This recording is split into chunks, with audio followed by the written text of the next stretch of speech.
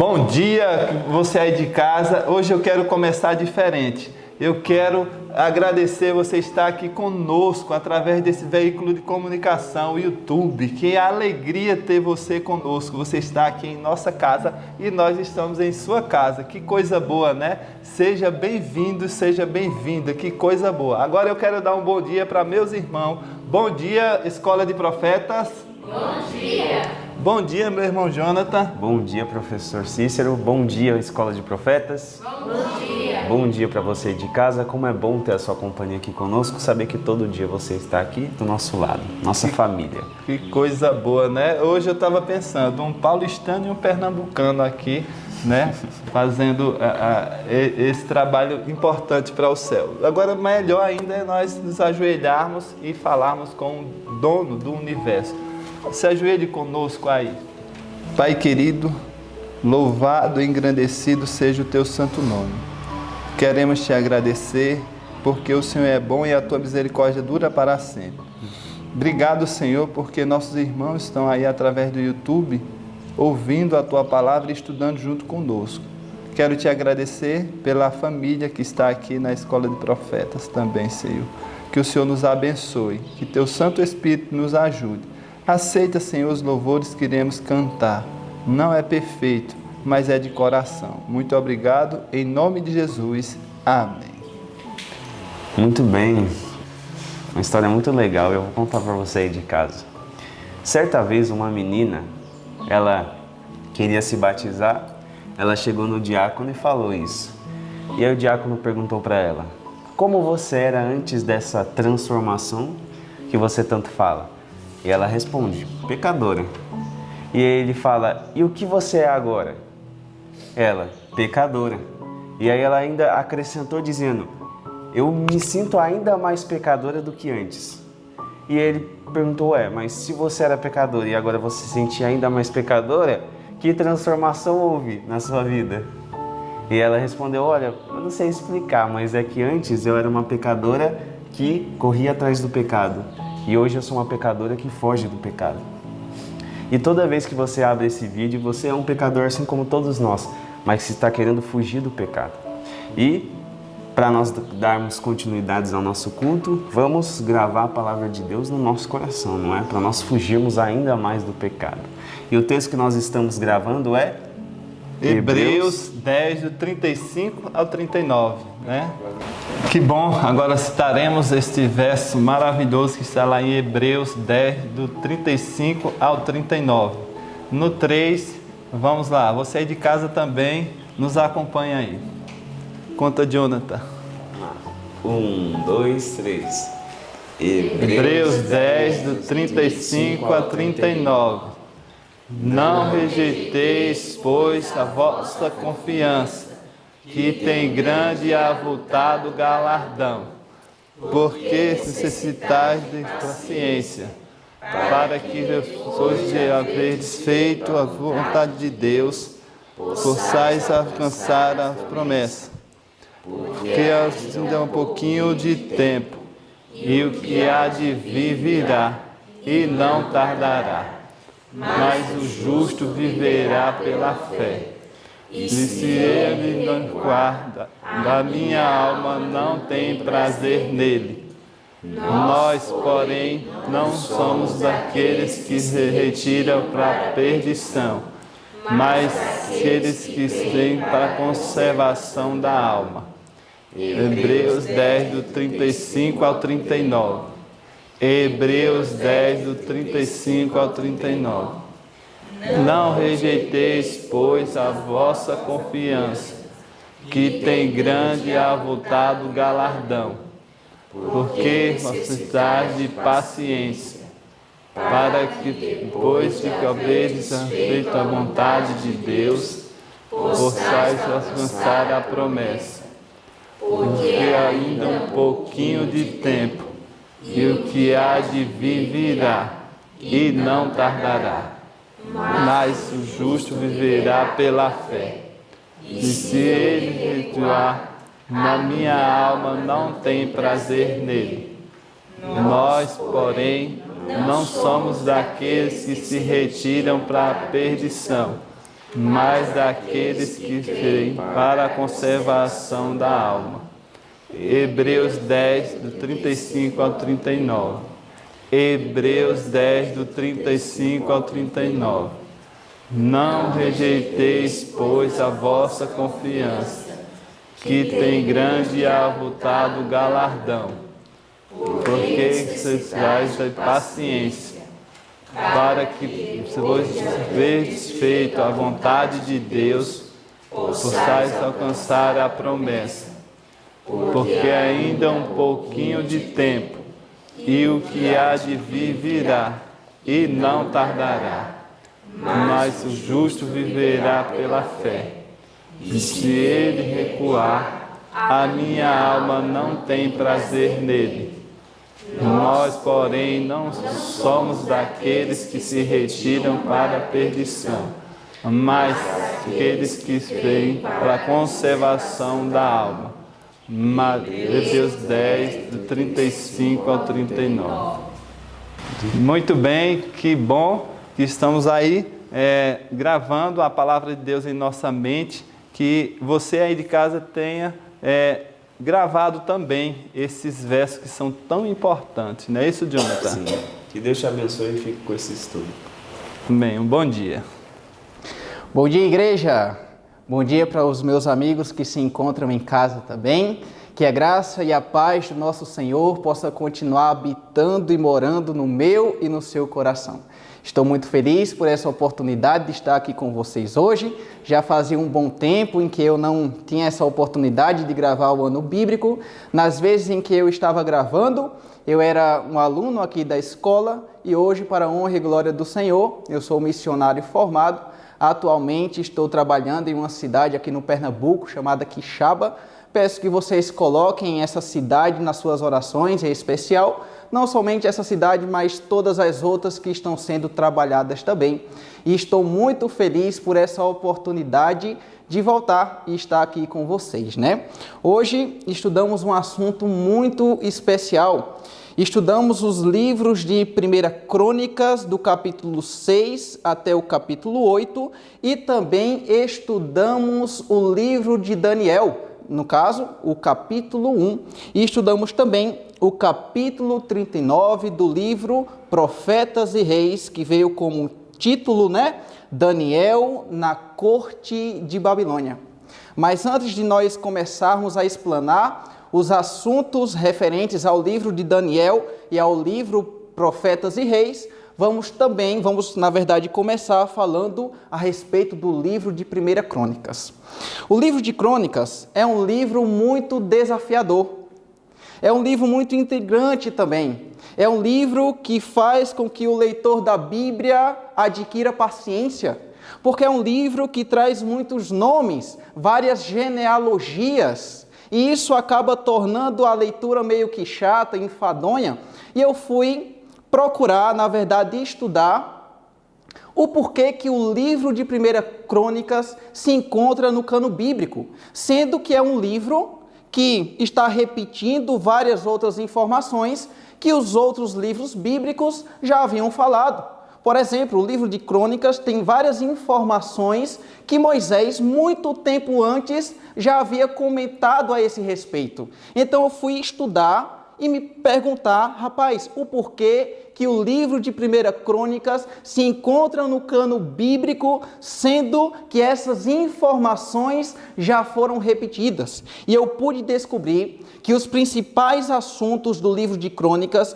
é justamente as genealogias, como vocês sabem, né? Também veio falando um pouco sobre a adoração e o templo, e também veio falando sobre a expectativa da vinda do Messias. E eu pude ter a oportunidade de descobrir que quem que escreveu muito provavelmente o livro de Crônicas foi justamente Esdras, depois do cativeiro babilônico. E com isso eu pude descobrir que o livro de 1 Crônicas e 2 Crônicas também traz uma mensagem muito especial. O livro de Crônicas está dizendo para aquele povo rebelde que apesar das desobediências, apesar de todos os atos errados que eles fizeram, apesar da ruptura na aliança, Deus estava disposto a cumprir as suas promessas na vida do povo. E isso é de encher o coração, porque apesar do povo ter ido tão longe, tão fundo na desobediência, Deus ainda estava falando: meus filhos, vocês têm uma identidade e eu estou disposto a cumprir na sua vida as promessas que eu prometi, em que infelizmente eu não pude cumprir por conta da desobediência de vocês. Mas se vocês voltarem a trilhar os meus caminhos, eu prometo que eu vou te ajudar e eu prometo que eu vou cumprir essas promessas na sua vida.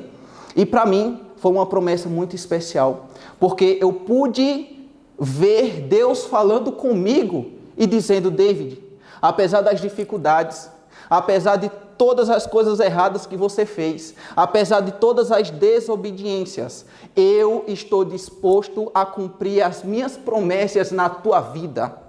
Eu estou disposto a cumprir a minha palavra na tua vida. Agora, meu filho, vai e não peques mais. E é isso que Deus está falando para você também. Deus está disposto a cumprir todas as promessas que Ele fez na palavra dEle, na sua vida.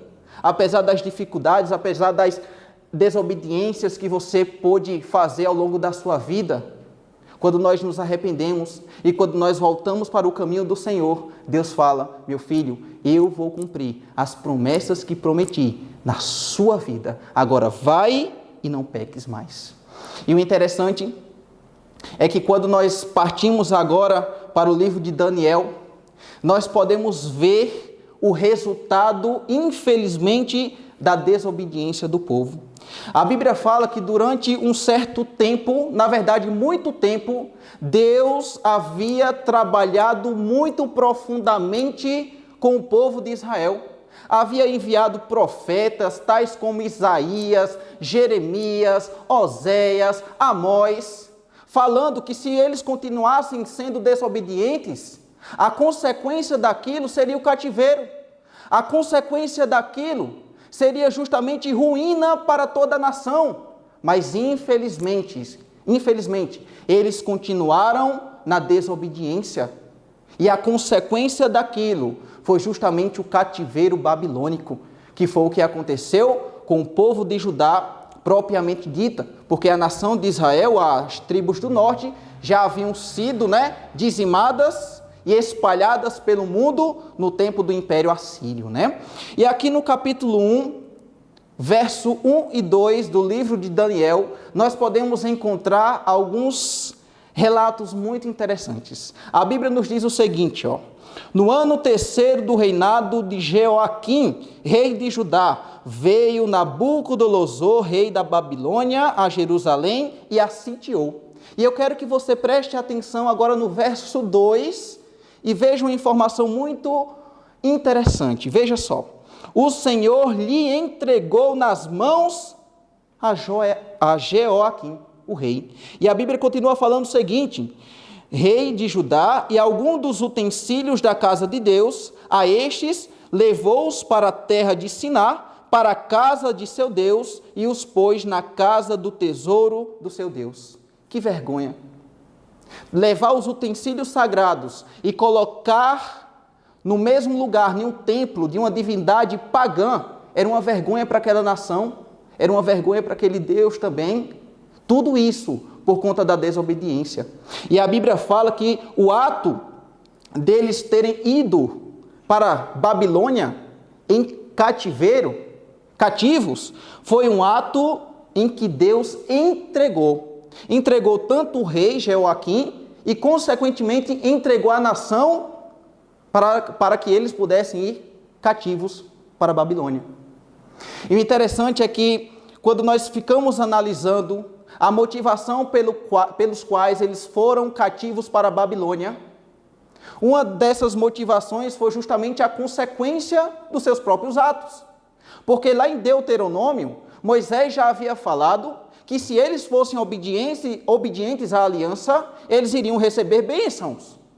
Mas se eles fossem desobedientes à aliança do Senhor, eles iriam receber maldição. E uma dessas maldições, que era uma consequência dos atos errados, era justamente serem levados como cativos para as outras nações, para serem escravos. Então, a primeira motivação pelos quais eles foram para a Babilônia foram consequências dos seus próprios atos errados. Mas a Bíblia fala lá em Apocalipse que Deus, ele repreende e castiga a todos quanto ama. Então Deus, ele tinha um propósito específico também ao permitir que o seu povo fosse para a Babilônia. Deus queria reeducá-los. Deus queria colocá-los nos trilhos novamente. Deus queria levar o seu povo à obediência. E foi por isso que Deus permitiu que também eles pudessem ir para a Babilônia. A Bíblia fala, na verdade, o Espírito de profecia nos diz, que algumas dessas pessoas que foram para a Babilônia eram pessoas fiéis, eram pessoas leais, que foram colocadas lá para serem uma bênção, para levar as verdades do Evangelho para aquela nação que estava envolta nas trevas do paganismo. E o interessante é que quando chegaram na Babilônia, o rei, ele agora monta um grupo de jovens, para que esse grupo de jovens pudessem serem educados, treinados por 3 anos, para depois serem utilizados em cargos administrativos no palácio. E o interessante é que esses jovens, esses rapazes, deveriam se alimentar da comida que estava na mesa do rei e deveriam também beber o vinho que estava na mesa do rei. E dentre esses jovens que foram escolhidos para serem treinados e capacitados na corte babilônica, encontrava-se certos rapazes chamados Daniel, também Ananias, Misael e Azarias. Esses eram hebreus, jovens e também faziam parte da nobreza, né? Eles eram príncipes também. E fala que não era qualquer tipo de jovem que era selecionado para passar 3 anos nesse treinamento. Eram jovens que tinham boa aparência, eram jovens instruídos, sem defeitos, versados nos conhecimentos e competentes. E dentre eles encontrava-se esses 4 rapazes valorosos. E a Bíblia fala que todos eles deveriam se alimentar da comida que se encontrava na mesa do rei. E detalhe, o Espírito de profecia nos diz que toda a comida que se encontrava na mesa do rei eram alimentações, na verdade, dedicadas aos ídolos babilônicos. E as pessoas que participassem daquela refeição estavam prestando um culto, uma adoração àquelas divindades. Então era muito significativo aquilo, mas em meio a tudo isso, a Bíblia fala no verso 7 que Daniel, ele teve uma decisão digna de exemplos, digna de imitação. Acompanhe comigo o verso 7 e veja o que a Bíblia fala. Na verdade, o verso 8 diz assim, ó: resolveu Daniel firmemente não contaminassem com as finas iguarias do rei, nem com o vinho que ele bebia. Então pediu ao chefe dos eunucos que lhe permitisse não contaminar-se. Daniel, ele decidiu no coração: eu não vou me alimentar com alimentação imprópria. Eu não vou me alimentar com a alimentação que é dedicada a ídolos, a deuses. Eu não vou rejeitar de jeito nenhum o Deus que eu sirvo. Louvado seja o nome de Deus por essa decisão de Daniel. O rei, ele queria justamente que eles pudessem se alimentar dessa alimentação da mesa real, para que eles pudessem, pensando, que aquela alimentação iria levá-los a serem mais inteligentes, mais nobres, mais sábios. Entretanto, aquela alimentação era uma alimentação imprópria. Eu fico pensando que muito provavelmente se tinha um tipo de alimentação naquela mesa que era proibida pela palavra do Senhor. Era proibida pelas leis de saúde que nós podemos encontrar em Levítico 11. E Daniel não queria desobedecer os mandatos do Senhor. Daniel não queria desobedecer as leis de saúde que ele bem conhecia da palavra de Deus. O interessante também é que antes dessa grandiosa prova de caráter, o rei, ele havia mudado o nome daqueles 4 jovens valorosos.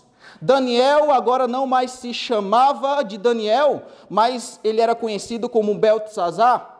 Ananias não era mais Ananias, agora era Sadraque. Também Misael, ele teve o nome mudado e chamava agora Mesaque. E Azarias foi mudado para Abdinego. E todos esses 4 nomes representavam nomes de divindades pagãs. No caso das divindades babilônicas. Com isso, nós podemos ver que o rei, ele tinha um objetivo específico ao fazer isso. Na verdade, o Espírito de Profecia nos diz que o objetivo dele era justamente aculturá-los. Fazer com que eles recebessem essa cultura babilônica e pudessem agora rejeitar o seu Deus e adorar as divindades lá de Babilônia. Veja o que o Espírito de Profecia nos diz, aqui na página 481, no primeiro parágrafo, e nos diz o seguinte, 481, diz assim: o rei não compeliu os jovens hebreus a renunciarem sua fé em favor da idolatria, mas esperava alcançar isso gradualmente, dando-lhes nomes significativos de idolatria, levando-os diariamente à íntima associação com os costumes idólatras e sobre a influência de sedutores ritos do culto pagão. Ele esperava induzi-los a renunciar à religião de sua nação e unir-se ao culto dos babilônicos. Então, tudo era altamente significativo. O rei, mudando esses nomes e colocando nomes de divindades pagãs, também com a influência da alimentação e da bebida, estava com esse objetivo em especial, fazer com que eles renunciassem o seu Deus e pudessem agora adorar e servir aos deuses do panteão babilônico. Mas louvado seja o nome de Deus, porque Daniel e os seus amigos se oporam a isso. Daniel, ele agora teve uma ideia, e ele pediu que a sua alimentação fosse mudada.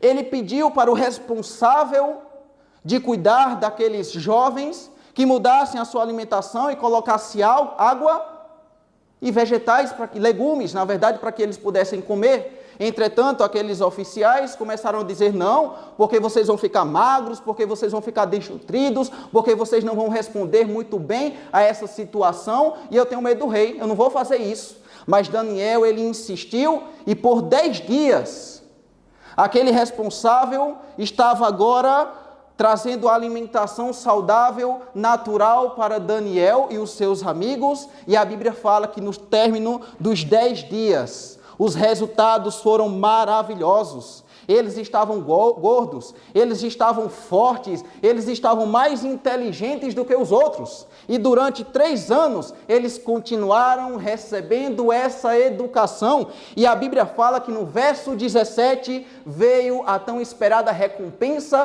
por conta da obediência de Daniel e seus amigos.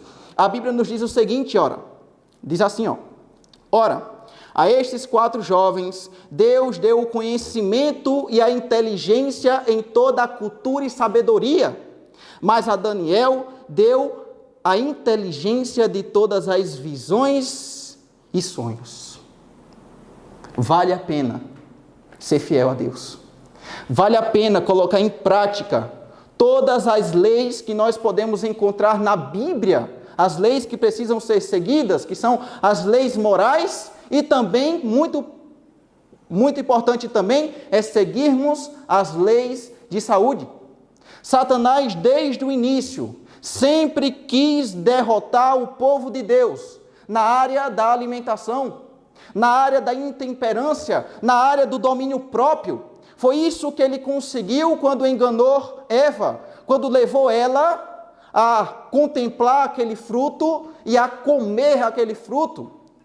Satanás tentou fazer isso com Jesus. Jesus lá no deserto passou 40 dias e 40 noites sem comer, sem se alimentar. E o primeiro engano que Satanás chegou para fazer com Jesus foi justamente o quê? Transformar as pedras em pães. Então essa área da alimentação, da intemperança, da alimentação que é proibida diante de Deus, é isso que Satanás mais trabalha. E é dessa forma que ele, infelizmente, está conseguindo levar várias pessoas à desobediência e também, consequentemente, à ruína. Mas que em nome do nosso Senhor Jesus, isso não venha a acontecer na minha e na sua vida. Que nós possamos, em nome de Jesus, ser obedientes. Aqui na Bíblia, depois dos três anos, no verso 20, nos diz o seguinte: em toda a matéria de sabedoria e de inteligência, sobre o que o rei lhes fez perguntas, os achou 10 vezes mais doutos do que todos os magos e encantadores que haviam em todo o seu reino. 10 vezes mais inteligentes, 10 graus de inteligência para cada dia de vitória, para cada dia de obediência. Aqui eu aprendo essa lição especial para a minha vida. Vale a pena ser obediente, vale a pena ser fiel aos princípios que nós podemos encontrar na Bíblia. A Bíblia fala, na verdade o Espírito de profecia nos diz, que depois desses 3 anos, vejam só o que aconteceu. Eles obtiveram o conhecimento mediante o fiel uso de suas faculdades sob a guia do Espírito Santo. Enquanto eles estavam sendo obedientes às leis de saúde que eles aprenderam, a Bíblia fala que o Espírito Santo estava habilitando eles, estava capacitando eles. E esse é o segredo da vitória. É o esforço humano, juntamente com a atuação divina. Quando esses 2 fatores estão atrelados, estão juntos, a vitória é garantida, a vitória é certa. Mas para isso, nós devemos estar fazendo todos os dias a nossa parte. Isso é fé na prática, isso é fé em ação. Deus nos chama para que nós venhamos a ser fiéis em todas as situações que Ele nos coloca. A Bíblia fala, ser fiel no pouco, que no muito te colocarei. Existe um certo filósofo brasileiro que certa vez disse o seguinte: faça o seu melhor na condição em que você tem, enquanto você não tem condições melhores de fazer melhor ainda. E quando nós fazemos o nosso melhor, Deus nos capacita, Deus nos ajuda. O Espírito Santo, Ele agora se apodera de nós e nos dá essa sabedoria e essas instruções. E aqui vem nos falando o seguinte, na página 486, no primeiro parágrafo, no finalzinho, fala o seguinte, e o próprio Deus era o seu professor, orando constantemente, estudando conscienciosamente e mantendo-se em contato com o invisível, andavam com Deus como andou Enoque. Amém? É possível andarmos com Deus como Enoque andou. É possível andarmos com Deus como Daniel e os seus amigos andaram também.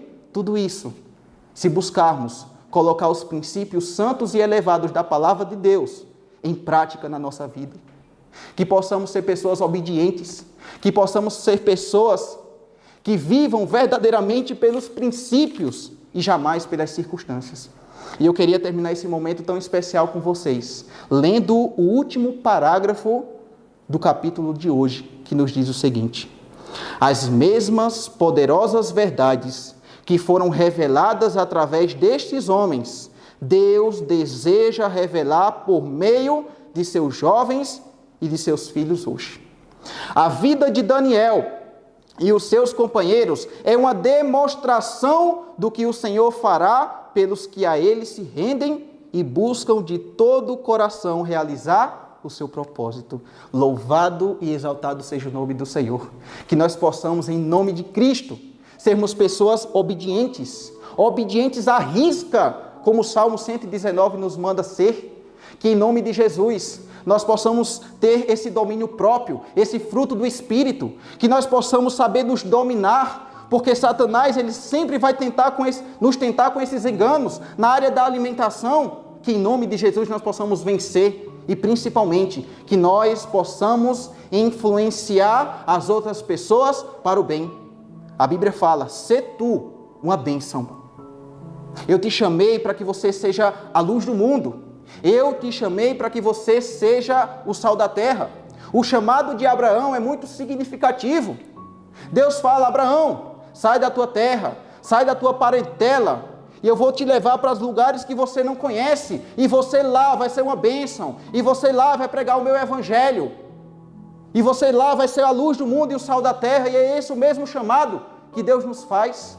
A expressão em hebraico, quando Deus fez esse chamado para Abraão, é ler-lerá. Vai na fé, vai dar certo, eu te ajudo. E é isso que Deus está falando para você hoje. Ler-lerá. Sê tu uma bênção. Se deixa ser utilizado por Deus para transformar vidas, para salvar pessoas. Ano passado, eu estava em uma cidade chamada Casinhas. E lá eu estava fazendo levantamento de estudos bíblicos. E eu tive a oportunidade de conhecer um senhor chamado Senhor Juscelino. Ali eu ofereci estudo bíblico para ele, ele aceitou, era um homem muito temente ao Senhor, fazia parte da Igreja Universal. E eu comecei a dar os primeiros estudos, depois descobri que ele não morava só, ele morava com um irmão que estava com câncer em estado terminal. E certa vez o Espírito Santo me compeliu para que eu pudesse passar uma mensagem de esperança para aquele homem que estava acamado. Mas infelizmente naquele dia, ele fingiu que estava dormindo, porque não queria me atender. O tempo passa e novamente eu fui lá na casa do Juscelino, estava dando estudo bíblico a ele, e novamente o Espírito Santo me compeliu dizendo, David, vá lá, fale do meu evangelho, da graça, da esperança para aquele homem. E eu pedi essa autorização ao Juscelino, entrei no quarto do irmão dele, e quando eu cheguei lá, eu senti aquele odor terrível, eu vi aquele homem magro, os ossos aparecendo, aquele grande tumor na sua barriga, e ali eu pude ter a oportunidade de falar um pouco de Deus para esse homem. E eu perguntei, o senhor acredita que existe perdão para todo tipo de pecado? E ele falou, eu acredito. E o Senhor se arrepende de todos os pecados que o Senhor já cometeu em sua vida? E ele falou, eu me arrependo. E naquele momento eu olhei para ele e falei, se o seu arrependimento é sincero, se é verdadeiro, o Senhor é um homem salvo e selado para a salvação em Cristo. E naquele momento eu saí daquele quarto, fiz uma oração com ele, e depois o Juscelino chegou perto de mim em lágrimas, falando, David, eu sempre quis falar da esperança para ele, eu sempre quis falar da Bíblia para ele, mas ele nunca aceitou, ele sempre rejeitava. E hoje, pela primeira vez, ele escutou a Bíblia e também aceitou o apelo. Naquele momento eu fui para casa, passei a noite orando por aquele homem, e no dia seguinte eu encontrei o irmão Juscelino muito cedo, e ele falou que estava resolvendo algumas papeladas, porque na noite anterior o seu irmão havia morrido.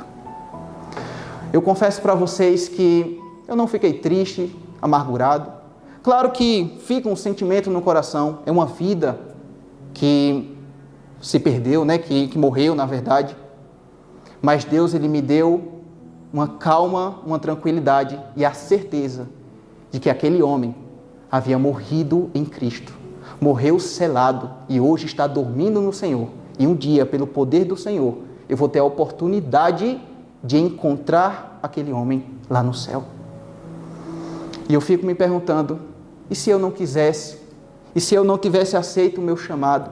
E se naquele dia eu tivesse negligenciado e não falasse do maravilhoso amor de Deus? O que teria acontecido com aquele homem? Mas louvado seja o nome de Deus, porque eu pude aproveitar aquela oportunidade e pude salvar uma vida pelo poder de Deus. E é isso que Ele quer para a sua vida, é isso que Ele quer para a minha vida. Sê tu uma bênção. Ler, lerá.